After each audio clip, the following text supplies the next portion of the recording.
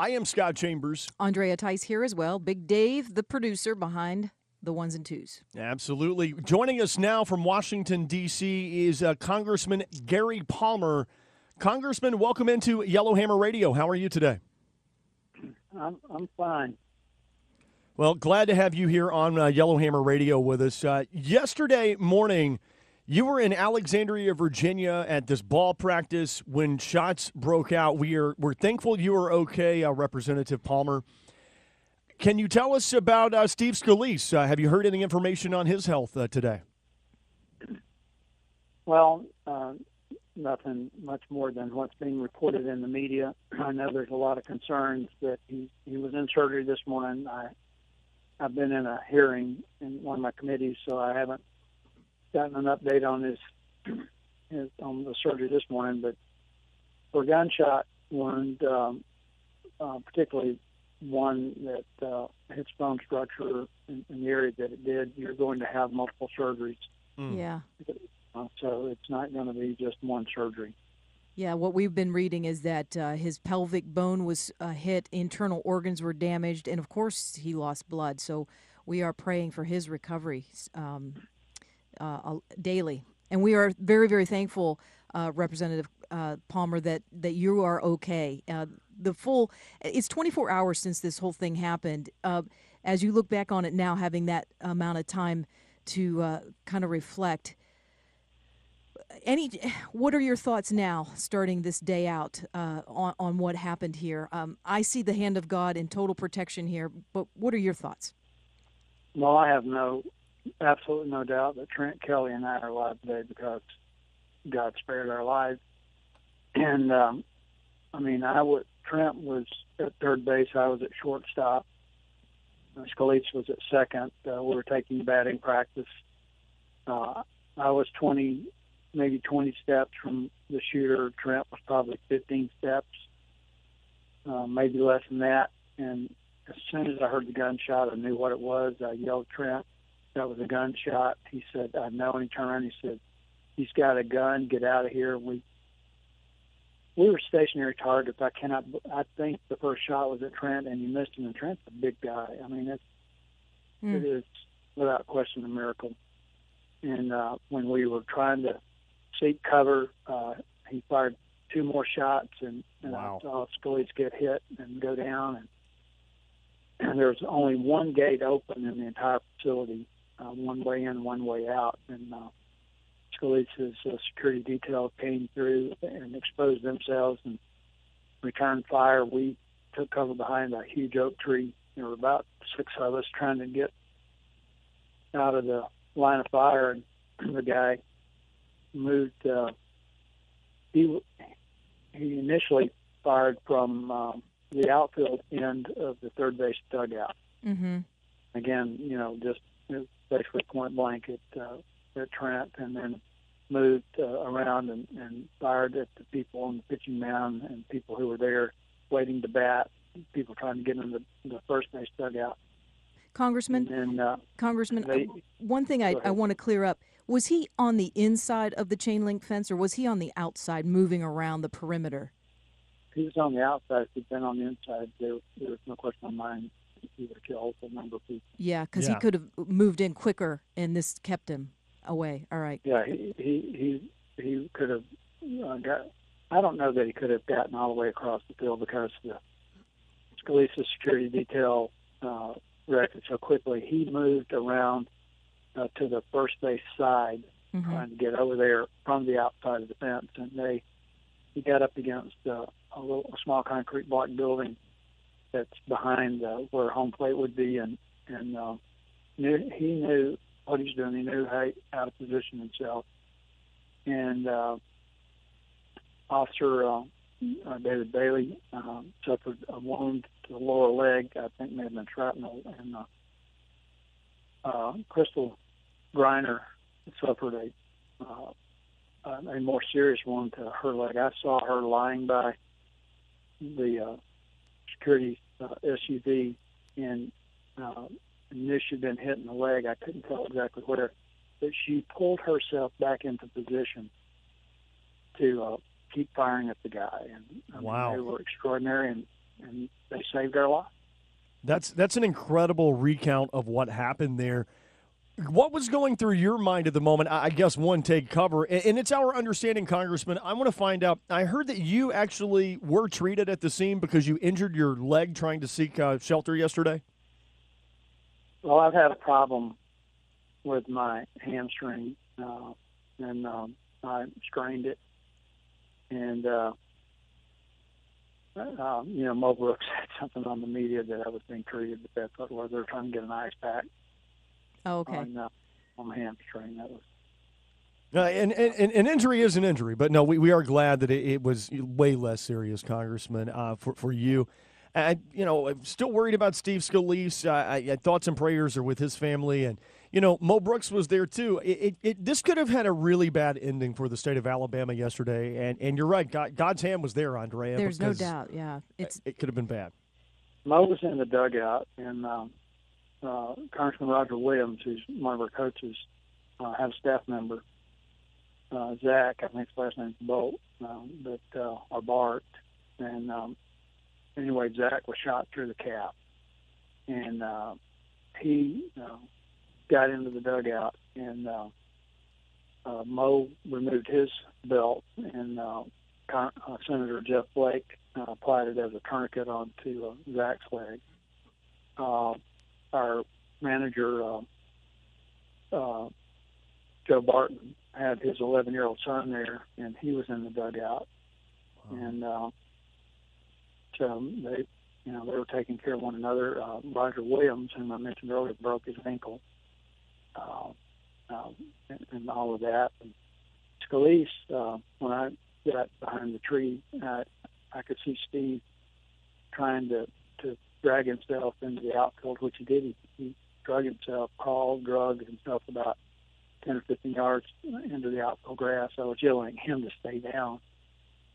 And then we were ordered to seek shelter seek cover behind a big concrete block building that was to our rear, about 40 yards to our rear. And we moved down there, and Congressman Brad Westerman, who's a doctor and served as a combat medic, we were part of the building where we could observe Steve, and we kept telling him to stay down, and they finally subdued the shooter. We got out there as quickly as we could. Brad got out ahead of me, and I think Congressman Mike Conway from Texas and Chuck Weissman from Tennessee, a couple others, began giving aid to Steve. Congressman, you can easily nowadays with technology, you can easily Google Maps this whole area, and that's what I've done. You can actually kind of pull yourself down into the parking lot and see this whole field. And there's just, other than a few small buildings and a couple of trees, you're wide open. And it really is just, the more I see it, the more I'm amazed that one person, a few people were injured. One was actually got the gun, in a severe area. It's just amazing. It again, all I can say as I look at this is God's hand was completely protecting, and we're just so thankful. Congressman Palmer, roughly how many people were there total? Because it sounds to me like there were a good bit of people there. Probably 25. Wow. Including an 11-year-old boy, which is just a scary thought that he could get caught in that. Well, there's a dog park there, and every morning when we're out practicing, there are people walking their dogs, and there was a woman lying in the open with her two dogs. She was talking to emergency people she dialed 911. The guy who took the video that you've all seen was there walking his dog. And we see these people all the time. Wow. Yeah, it looks like just a very safe neighborhood where you would never expect anything like this to ring out. It looks like just a ball field in Hoover. You don't expect someone to open fire. And I can imagine it probably took a toll mentally on you yesterday. It would have me. I would hug my family a lot tighter last night. That's for sure. Well, the first person I called was my wife, and let her know I was okay, and asked her to call our daughters. My son's at home, and asked her to call my mom. Wow. And we were held there for an hour and a half or so. So investigators, detectives could interview all of us, and we all ride together, various individual vehicles, and they couldn't move any vehicles, couldn't retrieve anything out of the dugout. I had already gotten my bag out, but other guys couldn't get their things up. That was the way I was able to call my wife. I was able to get my baseball bag out, and they sent a bus to get us. But I'd called my chief of staff, and so we walked 2 or 3 blocks down to an area where he could pick us up. Congressman, we've only got a few more moments here before the bottom of the hour news, and I want to know, the game is going to take place today anyway, right? Yeah, we're going to play the game. I think what we want to do is show that we're trying to come together, and I can't emphasize this enough. We need to tone down the rhetoric. Everybody Amen. does. And I was on CBS TV this morning, and they were asking me, well, do you think this ought to start with the White House? Which I thought was an inappropriate question. But Right. since they asked, I said, actually, I think it needs to begin with me. I need to be very conscious of what I say and how I say it. And I think it starts with all of my colleagues and with you in the media. Amen. And those of you who post on social media. We are fraying at the edges of our culture, and our republic is going to be in grave danger if we don't come together, if we don't tone this down. And what everybody's got to understand, and I don't know how many people who hold left-leaning views are listening to your program, but if anyone is, I don't know how many people with extreme right-leaning views, right-leaning views are listening to your program, but everybody's got to understand this elections have consequences. And there's going to be majorities, one party or the other. One party or the other is going to hold the White House. If we resort to shooting each other to resolve our differences, we are going to lose our republic. We've got to recognize that elections have consequences.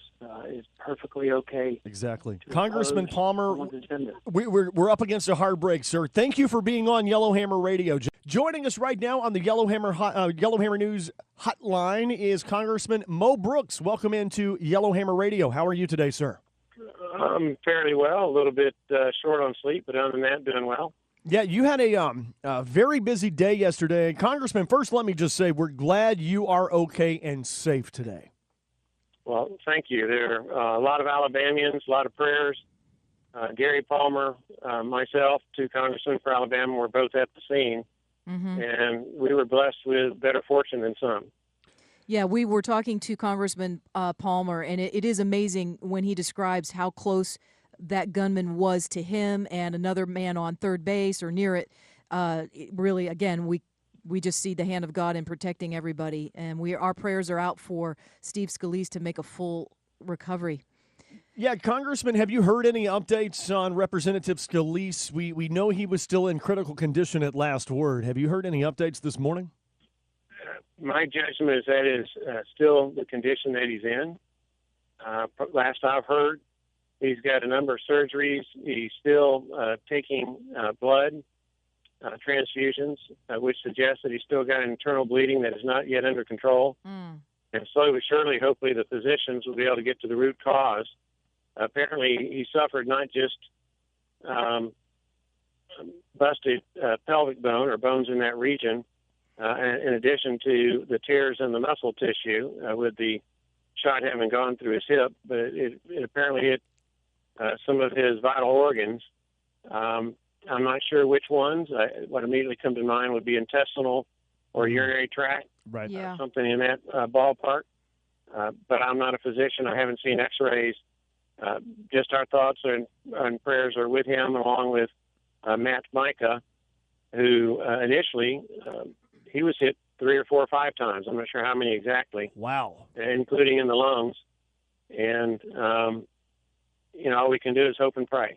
And my understanding is he's in stable but serious condition. Is that right? It seems like now he's in better condition. Yeah.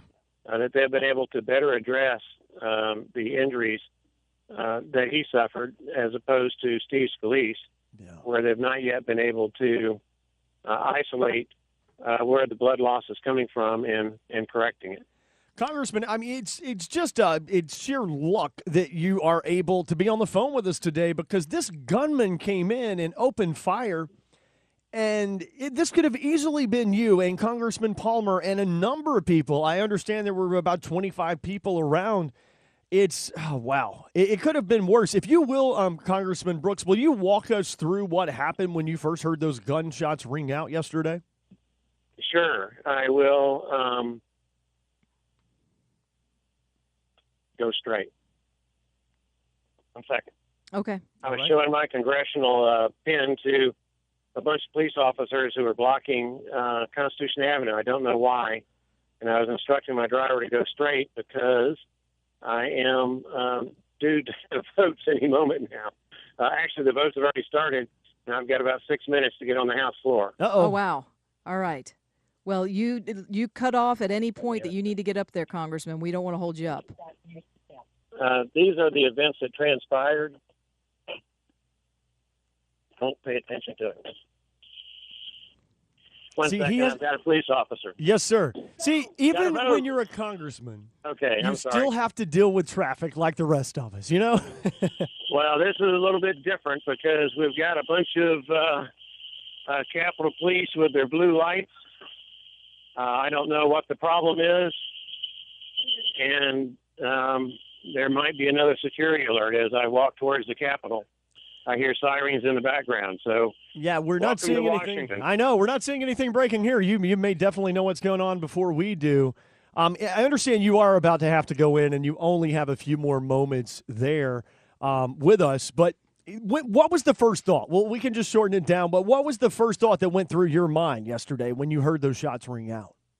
Well, I was on the third baseline, and the shooter was behind third base, outside the chain link fence that separates where, the normal crowds would be for a baseball game and the actual playing field. And I heard the first shot, and I thought it was a backfire of a car or something like that. Turned around, rapid succession of shots. I heard some screaming, active shooter, words to that effect. Perhaps Steve Scalise screaming, "I'm hit." Wow. All this is happening within 3 or 4 seconds. There's a burst of about 5 or 6 shots. People yelling, "Active shooter." Steve Scalise's voice seems to have penetrated somehow.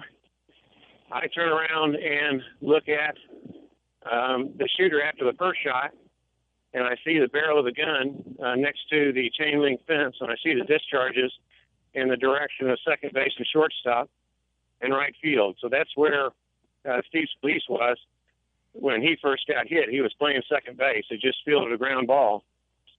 I then noticed that if I can see the shooter, he can see me. Right. Yeah. And so I was not in a very secure position. Trent Kelly, who was playing third base, I don't know if the shooter missed him or was aiming at Steve Scalise, since that was the highest priority target on the field. Mm-hmm. But Trent's running towards second base from third base. He was only about 15 feet away from the shooter with the original shots being fired. And once Trent's towards second base, I'm now the closest target if he just shifts his view about 15, 20, 25 degrees to the right towards home base. Noticing that, I immediately run around the batting cage, which is placed, it's a wheel in, wheel out kind of thing that is placed over home plate to stop foul balls. And I dive behind the batting cage. It's a solid plastic. You can't see through it, so at least the shooter couldn't see me. Mm-hmm. And there were 2 or 3 other people on the ground on our bellies there. But if he started shooting in that direction, of course, that plastic's not going to stop Right. a high caliber bullet. After, what seemed like 10, 15 shots and additional shots being fired, it occurred to me, and perhaps to the other guys with me, that if that shooter were to come around the third base dugout towards home plate, Right. where we were lying down, we were prone, we'd be wide open, 10 to 15-foot shot, no coverage, no place to flee, we'd be dead ducks. Right. Yeah, no question. And he was moving around during all of that, correct? I don't think he had moved yet. But based on that risk, you had to calculate all this in just a matter of seconds. Yeah. Collectively or individually, I don't know how it was done, but we started running towards the dugout, and we decided it was best to risk getting shot while running, rather than the risk associated with the shooter coming around the third base dugout where we'd be in plain sight. We were fortunate, of course, gunshots are going off while we're doing this 15 or so yard sprint to the dugout. We all dive in head first. The dugout's about 2 feet, 1.5 feet below ground level, so you have some protection there. And we make it in. There are other congressmen and people in there. Some are on the telephone, screaming into the phones how we're under attack and we need reinforcements. I don't know if they dialed 911 or what have you, but a couple of them had their cell phones. I crawled down to the right field into the dugout because that's the only gate in and out of this place, okay? Right. And if he gets to that point, the shooter, well, then we're like fish in a barrel because there's no place to escape. The chain link fence is about 10 to 15 feet high around the facility, and he could pick us off one at a time. So I'm down on that end where the steps are to get out of the dugout. And about that time, one of our congressional staffers by the name of Zach comes flying in from the right field area. He shoots over me and Senator Jeff Flake, and then lands in between myself, Jeff Flake, and Coach Roger Williams. At which point I look at him, I say, "Hey, you've been shot." Oh, my gosh. And he goes, "It's okay. I'm okay." I said, "Dude, if you're not okay, you got a bullet hole in your leg." Oh, wow. And, of course, it was bleeding profusely. I would imagine. Yeah. So I pulled off my belt, and I told him we were going to put a tourniquet on him. He had to have a tourniquet to slow down the blood loss. Handed the tourniquet the belt in that direction to Jeff Flake and or Zach. His name was Zach. And I don't remember exactly how the tourniquet got onto his leg. I suspect that Jeff Flake helped put it on, or he put it on himself, but it did get on. That's and good. As an aside, when he was carted off later on a stretcher, my belt was still there, and now it's in the hands of the FBI as evidence. All right. So, Congressman Brooks, we're about 30 seconds away from a hard break here. I'm glad you were able to react as fast as you did yesterday in helping with that tourniquet and applying to the belt. I'm glad you're okay, Congressman, and we hope to have you back on Yellowhammer Radio very soon. Thanks for being with us. Short break, guys. We are right back on Yellowhammer Radio.